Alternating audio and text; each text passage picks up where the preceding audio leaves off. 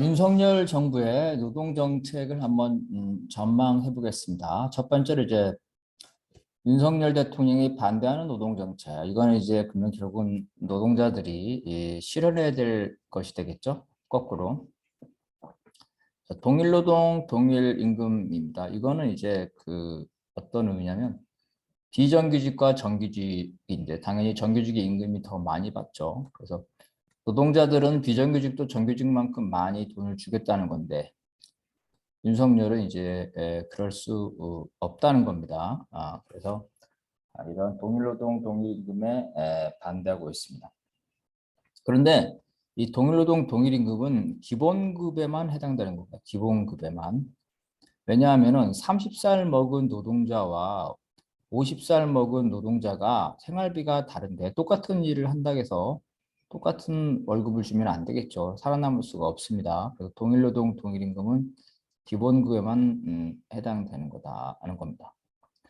그런데 윤석열 정부가 도입하려는 직무급은 기본급이 아니라 전체 임금에서 30대 노동자나 50대 노동자나 똑같이 월급을 주겠다는 겁니다. 그런 겁니다. 그래서 동일노동 동일임금은 기본급에만 해당되는 겁니다. 총액 임금은 각각의 노동자들이 자기 조건에 맞게끔 생활할 수 있게끔 받아야 된다는 거죠. 최저임금이 너무 많이 올랐기 때문에 더 이상 최저임금을 올릴 수 없다 이런 거죠. 그 다음에 최저임금의 기준은 혼자 사는 청년입니다. 혼자 사는 독신 노동자를 기준으로 한 거죠. 그래서 혼자 사는 노동자가 몇 명이나 되겠어요. 대부분 이제 가족을 지니고 있죠. 최저임금의 가구 생계비, 실질적인 생계비, 생활임금 형태로 최저임금을 결정하자는 거에서 반대하겠죠. 이렇게 되면 최저임금이 인상되니까. 뭐 나머지는 다 아는 겁니다. 이제 공공 부분의 민간 위탁을 정규직으로 전환하는 문제에 반대하고 자회사가 아니라 직접 고용으로 하는 거 반대하고 있다는 거죠. 다 우리가 해야 될 것들입니다. 그다음에 비정규직과 정규직 간에 그 임금 차이가 있기 때문에 그걸 메꾸기 위한 뭐 공정수당 이런 것도 반대한다는 거고요. 전 국민에게 고용보험을 확대하겠다는 거 이거 반대한다는 겁니다. 그리고 이제 특고들 그죠? 특수고용직 노동자들에 대해서 최근에 이제 배달 노동자가 많이 늘었는데 이런 노동자에 대해서 노동자성을 인정한다는 거. 그건 뭐냐면 노동자성을 인정한다는 건 노조할 권리를 보장하고 그다음에 근로기준법을 적용하고 연금이라든지 산재라든지 이러한 것들을 적용하는 건데 이에 대해서 반대하는 거. 이건 이제 배달 노동자뿐만 아니라 특수고용 노동자들은 다 해당되는 거다. 특수고용 노동자가 뭐 배달, 택배, 그죠? 과거에는 이제 학습지, 그다음에 이제 보험 설계사 이런 사람들이 이제 특수고용 노동자들이겠죠. 다만 이제 배달업의 경우에는 산재가 너무 많이 발생하기 때문에 사회적 문제가 되기 때문에 산재 정도는 적용할 수 있다는 게 윤석열의 입장입니다.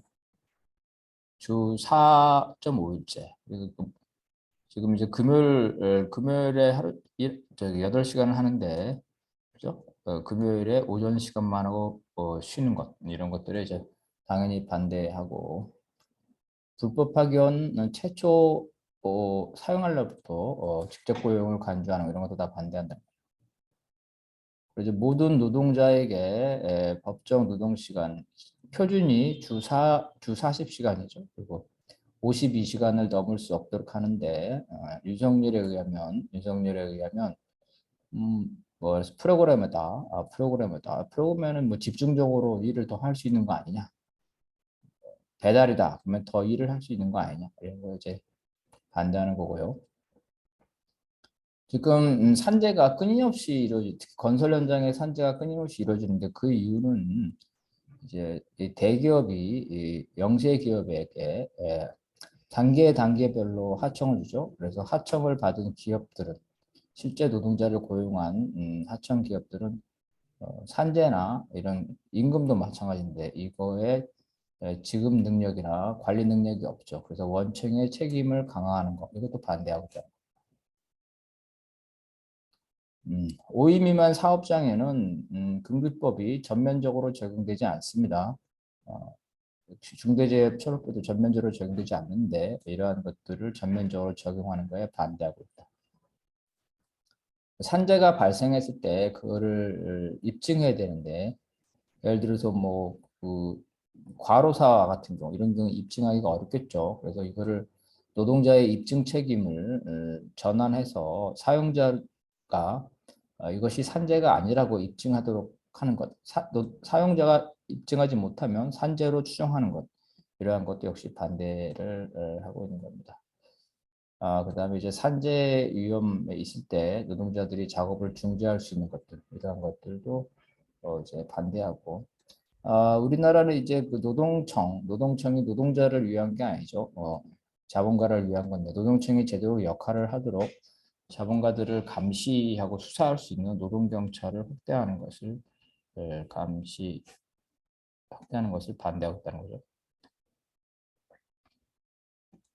아, 원청과 하청이 공동 교섭을 하는 것, 그죠? 그리고 대기업의 원청은 돈을 많이 버는데 하청은 돈을 얼마 못 벌고 있다.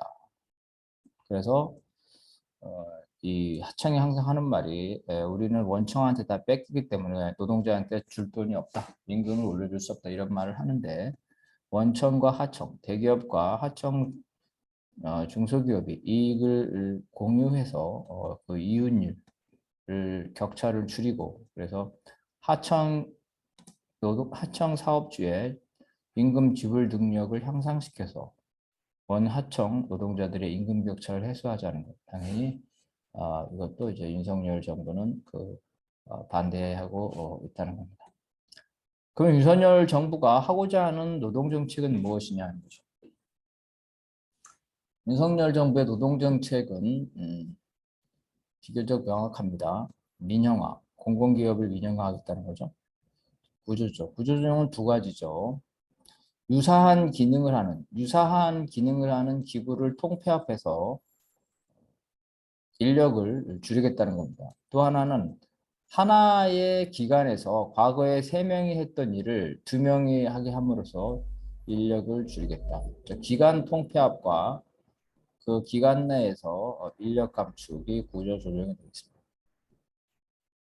세 번째가 이제 기업 중심으로 노동시장을 재편한다는 건데요. 노동시장에서 제일 중요한 게 뭐겠습니까? 임금 체제입니다. 직무급을 도입한다는 거. 그 다음에 두 번째는 노동 시간이죠. 얼마를 받고 몇 시간 일하냐는데 이와 같이 임금 체제와 노동 시간. 노동 시간은 사업주가 원하는 대로 노동자를 일을 시키겠다, 혹사를 시키겠다. 그게 가능하도록 바꾸겠다는 겁니다. 기본적으로 이제 유연 근로제, 유연이라는 말을 어려운데 탄력, 선택, 재량 이런 근로시간제를 도입을 하겠다. 혹은 강화하겠다는 겁니다. 그래서 윤석열의 이러한 기조는 바로 이제 신자유적인 국정 운영이고 이것은 뭐냐면 기업을 위한 거, 기업 프렌들리죠. 자본가 프렌들리 정책이라는 거. 이렇게 된 것은 이제 이 경제 성장의 원동력은 기업이라는 거죠.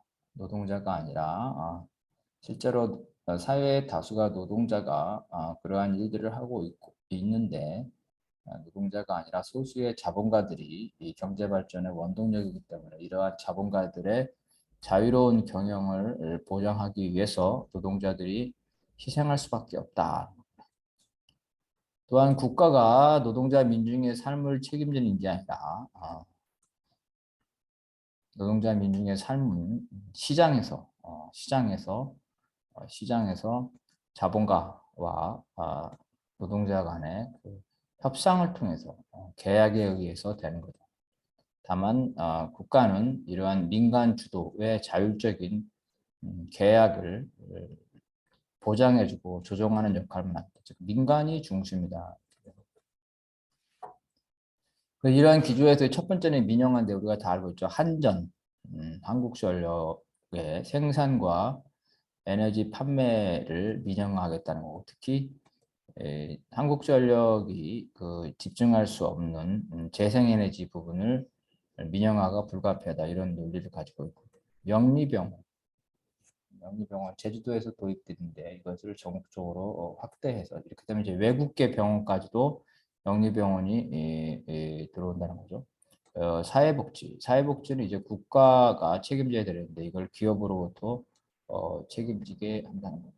교육은 이제 사립학교 되고 심지어 이제 외국 학교 학교를 교육 시장을 해외에 개방하겠다. 이미 이제 그 인천 같은 송도 국제도시에는 이제 외국인 학교가 나왔죠. 그래서 지금 이 한동훈 법무부 장관도 이제 그 외국인 학교 된다는데 이런 외국인 학교를 확대하겠다는 거죠. 그래서 어, 특권계층의 교육을 따로 하겠다. 언론, 정보통신 거의 모든 분야에 민영화시키겠다는 겁니다. 이제 구조조정을 이제 진행한다는 거고요. 그래서 출자회사를 정리를 할 경우에 인센티브를 주겠다. 구조조정을 한다는 겁니다. 그 다음에 이제 기업이 자본가가 편하도록 노동시간과 임금체제를 변화시키겠다. 즉, 노동시장을 유연화하겠다는 겁니다. 임금체계는 이제 그 직무급을 도입하겠다는 거고, 이거는 이제 뒤에서 자세히 보겠습니다. 노동시간이 좀 복잡한데요. 지금 현재 주 표준적인 법정 노동시간은 40시간이 되겠습니다. 40시간이. 근데 일주일에 그러니까 40시간을 기본으로 하고 그게 넣으면 수당을 줘야 된다는 겁니다. 그런데 일주일에 40시간을 했냐 안 했냐를 판단하는 게 정선기간인데요. 매 주마다 판단한다면 매 주마다 40시간이 넣으면 수당을 줘야 되겠죠.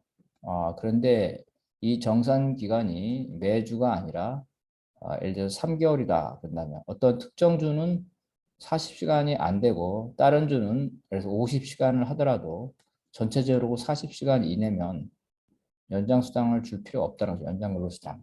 그래서 정상 기간을 확대할수록 자본가들은 특정 주에 연장 근로 장시간 노동을 시켜도 연장 근로 수당을 줄 필요가 없죠. 근데 최근에 법이 개정돼서 6개월로 확대되는데 윤석열은 이걸 다시 2배, 1년으로 확대하겠다는 겁니다.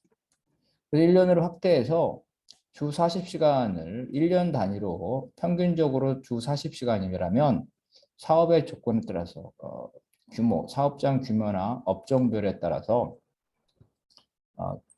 1년 안에 평균적으로 주 40시간이라면 특정 주에 장시간 노동을 하는 걸 허용하겠다는 거죠. 그래서 윤석열이 말한 일주일에 필요하다면 120시간을 일할 수 있다. 특정 주에 120시간을 일하고 다른 주에는 그만큼 일을 줄이면 되지 않냐. 그러면 평균적으로 40시간이 되기 때문에 굳이 연장 근로수당을 줄 필요가 없는 거 아니냐. 이래서 이제 근로시간 선택제를 확대하겠다는 겁니다. 또 한편으로는 현행법에 의해서 아무리 연장 근로를 하더라도 주 52시간을 못 넘게 돼 있습니다. 연장 근로 수당을 준다 하더라도 인간이 기계가 아니기 때문에 일주일에 52시간을 넘으면 안 된다는 거죠. 법정 근로 시간에다가 연장 12시간이라는 겁니다.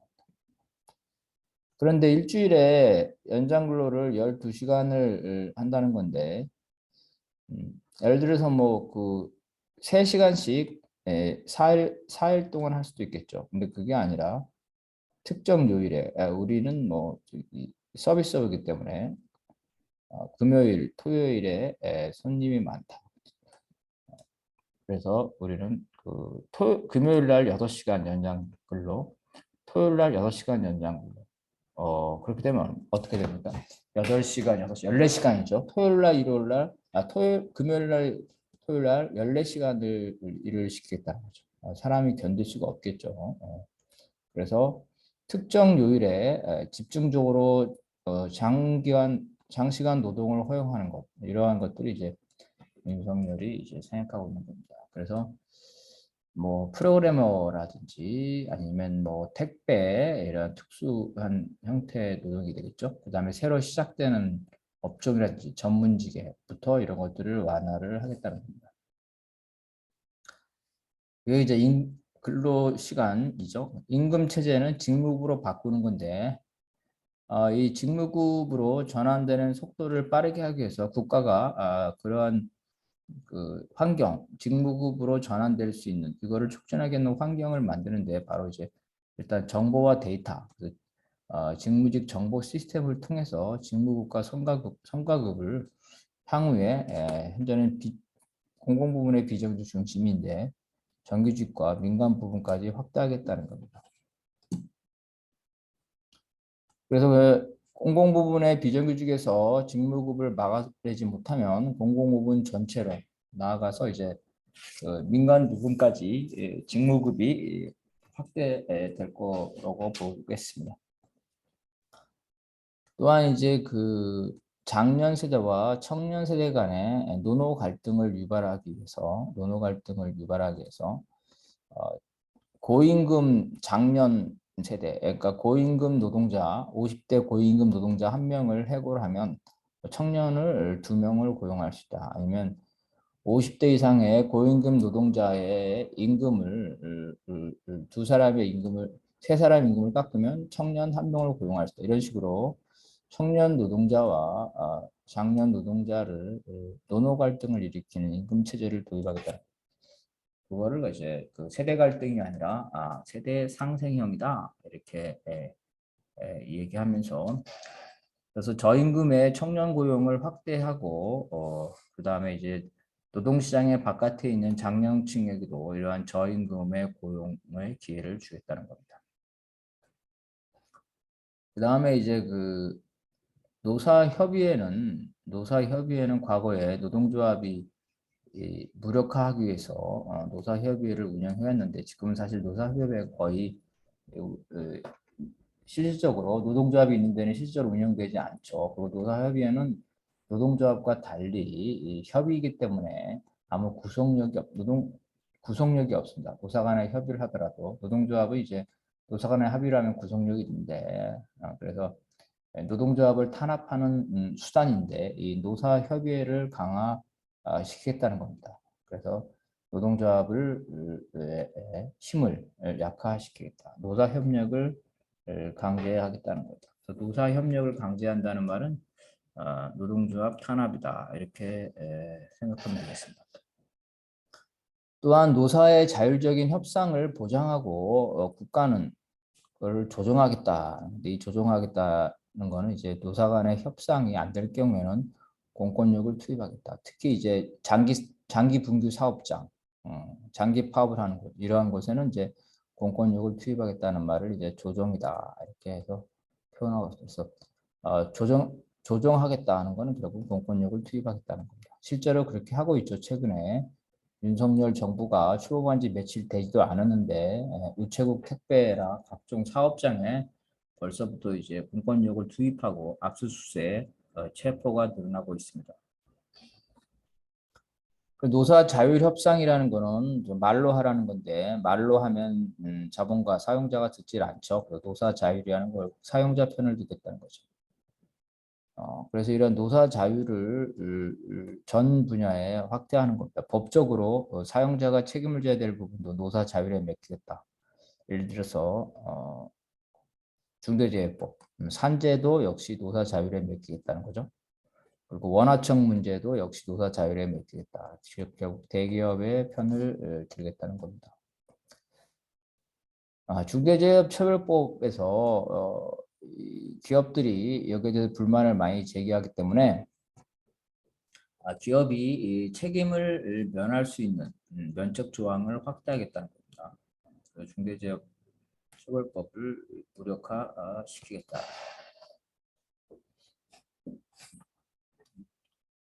윤석열 정부의 공약은 이미 일부가 파기되고 있죠. 일부가 파기되고 있습니다.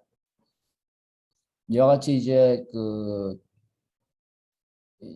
문재인 때도 역시 자신의 공약을 이제 많이 파기를 했는데 그래서 이제 이러한 공약을 그대로 믿으면 안 됩니다. 그래서 문재인 정부 때 보게 되면 비정규직을 OECD 규모로 축소하겠다, 차별금법을 하겠다, 알바노동법 이런 거 다 발의조차도 안 됐다.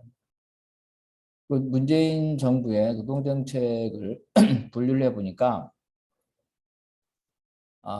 그 비정규직 부분에서는 대부분 이행되지 않았다는 겁니다. 비정규직 부분에서는. 문재인의 노동정책에서 실제로 된 거는 16%에 불과하다는 겁니다. 그래서 이제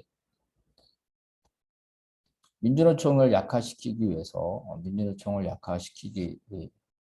위해서 이제 민주노총 위원장을 구속하거나 이렇게 했는데요. 그러면서 한편으로는 민주노총을 포섭하면서 사회적 대화에 참여시키기도 하면서 심지어 이 친정부, 친민주당 성격의 현장 조직들을 만들어가면서 현장까지 침투하면서 민주노총의 투쟁력과 협상력 모두를 약화시켰습니다. 국제노동기구에 비준했지만 실제로 그 조건, 그 수준이 완전 비준이 아니라 불완전 일부만 했다는 거죠. 그래서 전임자에게 임금을 지급하는 부분, 그죠? 이런 부분에 대해서 보장하지 않고 있고, 직장 점거를 금지하고, 이 직장 점거는 재미있는데요. 과거에 이제 직장 점거를 못하게 하니까 거리에서 집회를 했습니다. 거리에서 집회를 못하게 하니까 이제 직장 점거를 한 거죠. 만약에 직장 점거를 금지하면 아마 거리에서 다시 집회를 하게 될 겁니다. 단체 협약의 유효기간이 2년인데 이걸 연장한다는 거예요. 단체 협약을 자주 맺으면 맺을수록 노동자들이 계속 요구를 하니까 사측에게 불리하겠죠. 그래서 과거의 단체 협약을 계속 유지하게 한다. 새로운 상황이 바뀌어서 임금을 올려야 되는데 임금을 안 올려주겠다는 겁니다. 이러한 것들이 이제 공약을 이행하지 않고 있다는 거예요. 이미 윤석열 정부에서도 인수위 국정과제를 발표를 보면 일부 공약들을 이미 폐기했는데요. 스스로 인수위 자체 내에서도 공약 이행률을 50%나 60%를 보고 있고 안철수 같은 경우는 어차피 공약은 다 이행 못한다. 병사 월급을 200만 원으로 준다는 거, 코로나 손실보상을 한다는 거, 그다음에 이제 납품 단가, 연동제 이런 것들이 이미 후퇴 내지 폐지됐다는 거죠. 또 반대로 이 우익에게 호소하기 위한 파퓰리즘 공약도 실제로 후퇴하고 있다. 그래서 여성가족부를 폐지하겠다는 거. 이게 실질적으로 아직 추진되고 있지 않다. 사드를 추가 배치하겠다는데 중국의 반발이 예상되기 때문에 아직까지는 본격화되지 않고 있다는 겁니다. 이런 거를 봤을 때 공약이라는 건 이제 그대로 진행되는 것도 있지만 진행 안 되는 것도 있고 노동자 민중들이 투쟁을 통해서 이러한 공약들을 바꿔낼 수 있다는 거죠. 그래서 노동 탄압 공약을 파괴할 수 있다. 투쟁을 통해서. 그래서 집중적으로 해야 될 부분이 이제 민영화, 분할 매각 반대를 하고 최저임금을 인상시키고 직무급 도입을 저지하는 것이 주요 목표가 되겠습니다.